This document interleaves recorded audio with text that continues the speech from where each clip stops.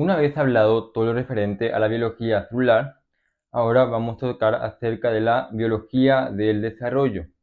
¿Por qué? Porque acá vamos a hablar de manera mucho más explícita, ¿verdad? Mucho más detallada, qué ocurre cuando se produce la fertilización, es decir, cuando se unen dos células para formar un nuevo organismo o un nuevo ser. Entonces, introducción a la biología del desarrollo. La biología del desarrollo, específicamente la biología del desarrollo animal, es una rama de la biología que estudia los procesos mediante los cuales los organismos multicelulares se forman, crecen y se desarrollan desde una sola célula hasta alcanzar su forma adulta. Esta disciplina se centra en comprender cómo se lleva a cabo la formación de tejidos, órganos y sistemas, así como los mecanismos moleculares y celulares que regulan estos procesos. Entonces, básicamente, la biología del desarrollo animal lo que nos va a decir es cómo a través de la fertilización o la unión de dos células o de dos gametos, uno del padre y otro de la madre, generará un nuevo ser o un nuevo individuo. Y todo esto vamos a explicar en esta sección. Entonces, la definición y objetivos de la biología del desarrollo. La biología del desarrollo animal se define como el área que investiga los eventos biológicos que permiten el desarrollo de un organismo, desde la fecundación hasta su madurez. Su principal objetivo es entender cómo una célula, es decir, el cigoto, se divide, se especializa y organiza en estructuras complejas que dan origen a un nuevo ser vivo complejo. Además, busca explicar cómo se establece la simetría corporal, es decir, cómo se construye, ¿verdad? Un cuerpo, si tiene dos estructuras, tres estructuras o más estructuras. Se forman los órganos y se controlan los procesos como el crecimiento, la diferenciación celular y la muerte celular programada, también llamada apoptosis. Entre sus metas también se encuentra el estudio de las alteraciones en el desarrollo, que pueden dar lugar a malformaciones congénitas, contribuyendo así al diagnóstico, la prevención de enfermedades. Esta disciplina es fundamental para comprender cómo funcionan los genes que controlan el desarrollo y cómo las interacciones entre células guían la formación del organismo. Entonces, gracias a la biología del desarrollo también podemos nosotros tener ciertos indicios o evitar que produzcan enfermedades dentro de un organismo, ¿verdad? ¿Qué pasaría, por ejemplo, si un organismo se pone expuesto a ciertos lugares o a ciertas sustancias, ¿verdad? Por ejemplo, esos estudios se realizaron cuando se tiró la bomba en Hiroshima y Nagasaki, ¿verdad? En la Segunda Guerra Mundial. Ahí se estudió y se vieron las consecuencias de la radiación dentro de las personas, ¿verdad? Y eso produjeron muchas enfermedades. Y a partir de ahí se pudo estudiar cuáles son las consecuencias, por ejemplo, de estar expuesto a ciertas sustancias o a ciertos ambientes, lo cual puede provocar malformaciones al momento de generar una nueva vida. Entonces, la biología del desarrollo tiene sus raíces en la antigüedad, ¿verdad? Cuando filósofos como Aristóteles intentaron explicar cómo se formaban los seres vivos. Sin embargo, no fue hasta el siglo XIX cuando se comenzaron a desarrollar teorías científicas más concretas como el preformacionismo. Entonces, ¿qué es el preformacionismo? El preformacionismo básicamente dice que todo un individuo ya estaba ya formado, ¿verdad? Dentro de lo que viene siendo el espermatozoide o el óvulo, ¿verdad? Era una pequeña persona dentro del óvulo o el espermatozoide de un ser vivo, una pequeña criatura dentro de ese contenido, por así decirlo.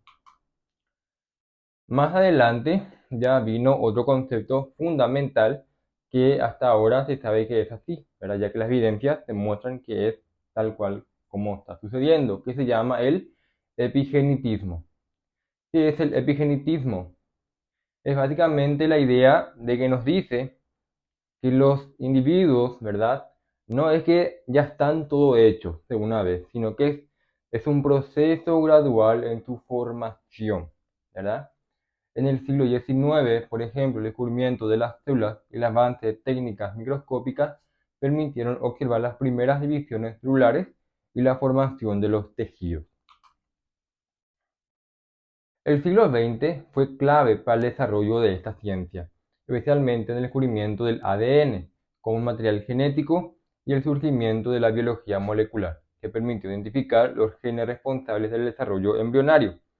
La identificación de genes homóticos que controlan la formación del cuerpo en animales y revolucionó el campo, estableció los importantes vínculos con la evolución.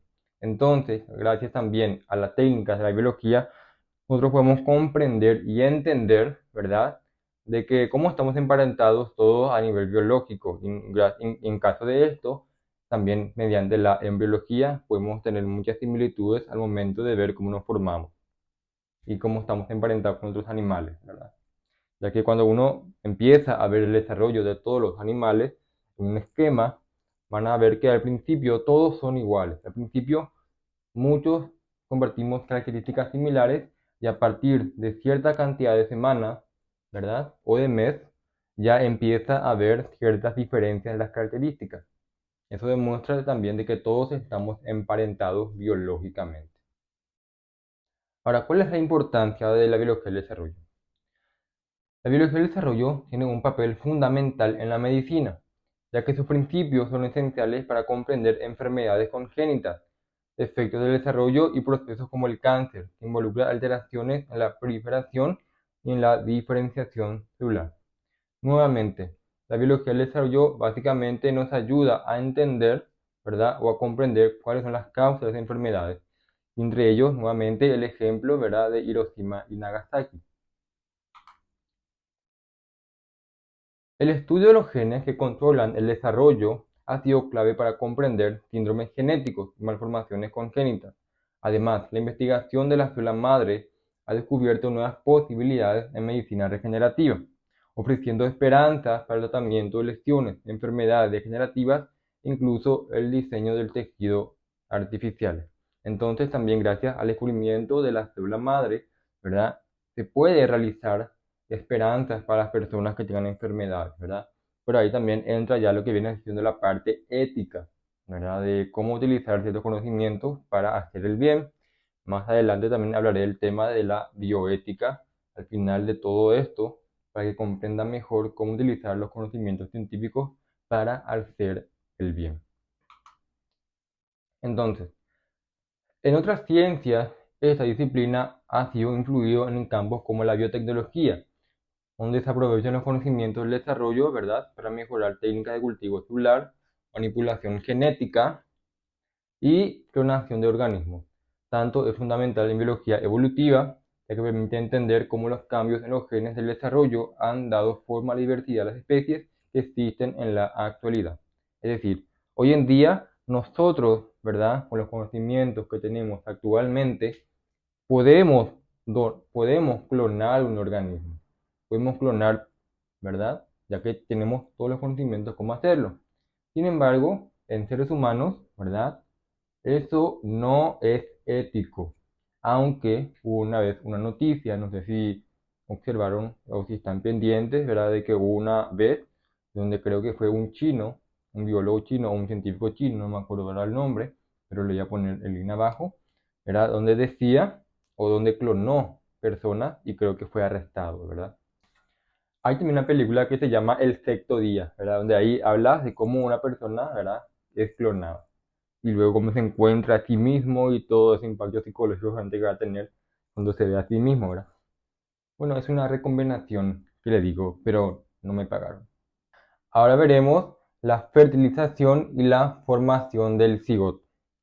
La fertilización es el proceso mediante el cual un espermatozoide y un óvulo se fusionan para dar origen a una sola célula llamada cigoto, que es la primera célula del futuro organismo, ¿verdad?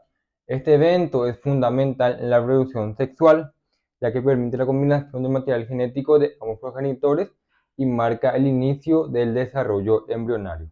Entonces, la fertilización es un factor clave para que exista la reproducción y por lo tanto haya más vida en cuanto a los animales o el desarrollo de la vida animal. Ahora veremos los tipos de fertilización. La fertilización se puede dividir tanto externa o interna. Primero hablaremos acerca de la fertilización externa, Entonces, la fertilización externa ocurre fuera del cuerpo de los organismos. Es común en animales acuáticos como los peces y anfibios, donde los gametos son liberados al agua y la fecundación ocurre en el medio externo. Este tipo de fertilización requiere una gran producción de gametos para aumentar la probabilidad de éxito. ¿Qué quiere decir eso? ¿Verdad? Como la naturaleza, por así decirlo, ya sabe, ¿verdad?, de que ciertas cantidades de individuos van a morir, entonces lo que hace es que se produzca más cantidad de hijos. ¿Para qué? Para que haya más probabilidades de que una cierta cantidad de individuos, ¿verdad?, sobreviva y ahí puede desarrollar y crecer y desenvolverse en su entorno. Y por otro lado, ya tenemos la fertilización interna, ¿verdad? La fertilización interna sucede dentro del cuerpo de la hembra. Se da en la mayoría de los vertebrados terrestres, como los mamíferos, aves y reptiles. Este tipo de fertilización ofrece una mayor protección a los gametos y al embrión en desarrollo, aumentando la posibilidad de descendencia o de supervivencia de la descendencia. Este tipo de fertilización es muy fundamental, ¿verdad? Porque ya mantiene un equilibrio o una protección mucho más compleja, ¿verdad? Que en el caso de la fertilización externa, ya que se encuentra en un entorno mucho más seguro, por así decirlo, ¿verdad? A no estar en constante peligro por los depredadores, por ejemplo. Y ahora tenemos los procesos de la fertilización. Entonces, la fertilización consta de varias etapas claves, pero generalmente se puede dividir en tres tipos, que es la penetración del espermatozoide, la reacción acrosómica y la fusión de los pronúcleos. Entonces, ¿qué es la penetración del espermatozoide? Para que la fecundación sea exitosa, el espermatozoide Para que la fecundación sea exitosa, el espermatozoide debe atravesar varias barreras que protegen al óvulo. En mamíferos, el espermatozoide atraviesa la corona radiada.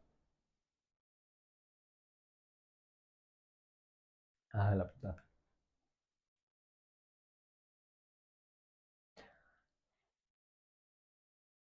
Una capa.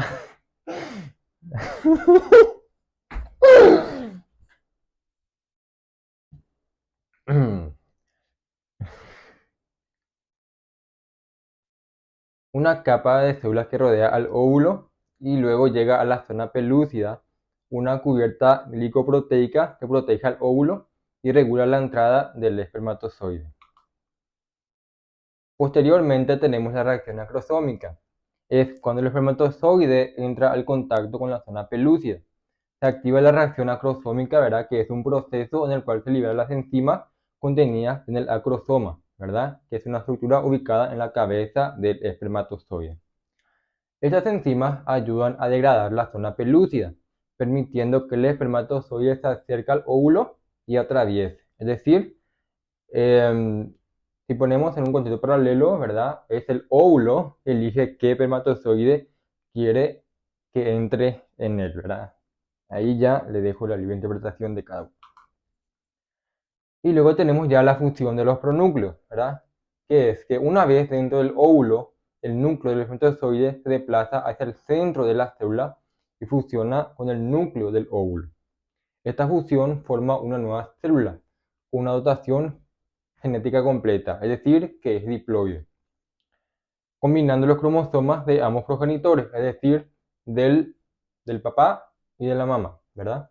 Este cigoto es la primera célula del nuevo organismo y comenzará a dividirse para iniciar el posterior desarrollo embrional, ¿verdad? Este es un factor muy importante, ¿verdad? En cuanto al desarrollo sexual, ¿verdad? O la reproducción sexual.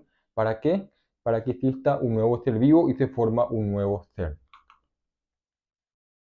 Luego tenemos ya la activación del óvulo. Después de la fusión del espermatozoide, el óvulo sufre una serie de cambios bioquímicos que activan y preparan para la división celular, ¿verdad? Esta activación implica la liberación de iones de calcio en su citoplasma, lo que desencadena la reorganización de su contenido. y el inicio de la primera división mitótica. Y luego ya una vez entrado el espermatozoide, ¿verdad? Tenemos lo que se llama el bloqueo de la polispermia. Y básicamente existen dos tipos. El primero es el bloqueo rápido y el bloqueo lento. Primero hablaremos acerca del bloqueo rápido. El bloqueo rápido se produce casi de inmediato después de la entrada del primer espermatozoide. Ocurre mediante un intercambio en el potencial eléctrico de la membrana del óvulo y pidiendo la función con otros espermatozoides. Posteriormente ya tenemos el bloqueo lento, que es la reacción cortical, ¿verdad? Que ocurre minutos después y consiste en la liberación de gránulos corticales en la periferia del óvulo, ¿verdad? Que modifica la estructura de la zona pelúcida, endureciéndola y evitando que más espermatozoides lo atraviesen. Ahora empezamos a hablar de la segmentación del huevo, ¿verdad? La segmentación es el proceso de división celular que sigue la fertilización del óvulo y tiene como objetivo generar un conjunto de células llamadas blastómeros. Estas células se van dividiendo de manera rápida y continua sin un crecimiento significativo, lo que da lugar a una estructura multicelular, ¿verdad? Que será clave en el desarrollo del embrión. Y depende de las características del huevo, este puede variar dando lugar origen a diferentes tipos de segmentación. Es decir, una vez que el espermatozoide haya atravesado el óvulo, empieza una serie de divisiones para formar un nuevo ser vivo. Es así tal cual como funciona la naturaleza en el caso de la reproducción sexual.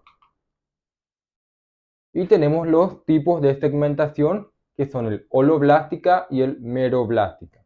En la segmentación holoblástica, ¿verdad? En este caso, en este tipo, el huevo se divide completamente. Es decir, todo el citoplasma del óvulo se divide en dos células, luego en 4, en 8 y así sucesivamente, ¿verdad? En este caso la segmentación es total, ¿verdad? Porque ocurre en huevos con cantidades moderadas de vitelio, ¿verdad? Como los mamíferos, que incluye también al ser humano, por ejemplo, y donde el citoplasma es más uniformemente distribuido. Y luego tenemos la segmentación meroblástica. ¿Qué es la segmentación meroblástica? ¿Verdad? Aquí la segmentación básicamente no es total, sino que es solamente una parte del huevo, ¿verdad? Y se divide mientras que el vitelio no participa en la segmentación. Y este tipo de segmentación es común en animales con huevos con grandes cantidades de vitelio, ¿verdad? Como reptiles, aves y algunos peces.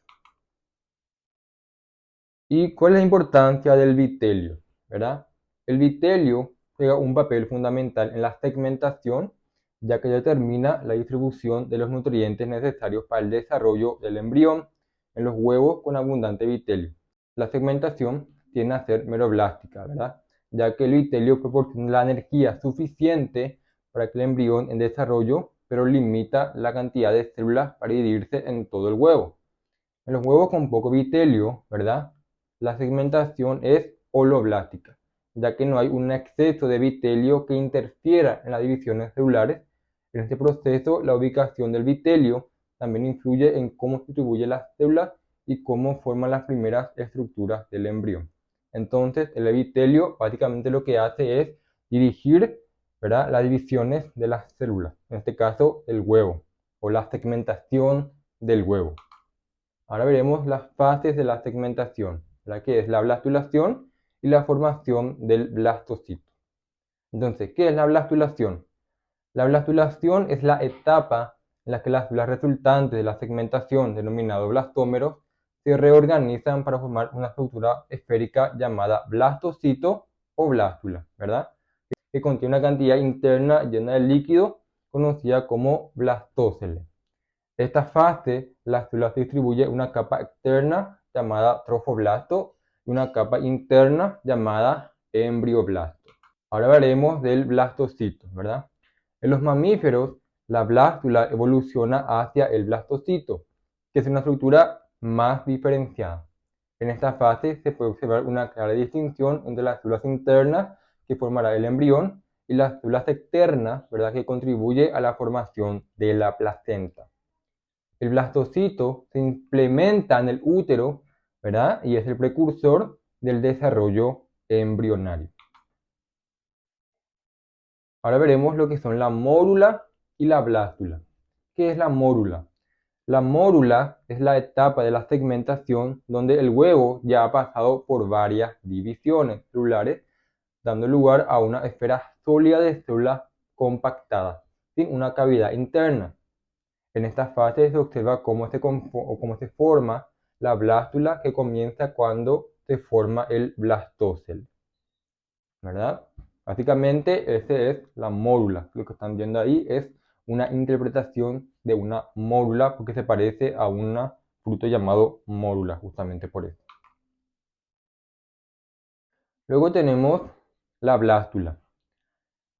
La mórula se transforma en la blástula, ¿verdad? Que es una estructura con una cavidad interna que servirá como un espacio para la futura diferenciación.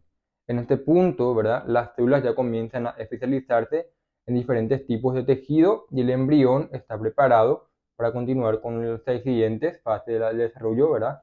Que sería la gastrulación. Y ahora hablaremos lo que es la gastrulación. Entonces, ¿qué es la gastrulación? La gastrulación es una etapa clave en el desarrollo embrionario, que sigue la segmentación y da lugar a las tres capas germinativas. Este proceso es fundamental para la organización del embrión y la posterior diferenciación celular. Y ahora ya empezamos cuando se forma ya un nuevo organismo, que son a partir de las tres capas germinativas, que se puede dividir básicamente en tres tipos, que es el ectodermo, el mesodermo y el endodermo. ¿Qué es el ectodermo? El ectodermo es la capa más externa que da lugar a los tejidos como la piel, el sistema nervioso y órganos sensoriales. El mesodermo es la capa intermedia, que da lugar a estructuras como los músculos, los huesos y el sistema circulatorio. Mientras que el endodermo es la capa más interna, que formará el revestimiento de los órganos internos, como el sistema digestivo, por ejemplo, y los pulmones. Y básicamente todo esto es la sección de embriología del desarrollo animal. Posteriormente, en otras secciones, específicamente en zoología del desarrollo animal, vamos a hablar un poco más de esto, en un poco más detalle, ¿verdad? De cómo se producen los gametos.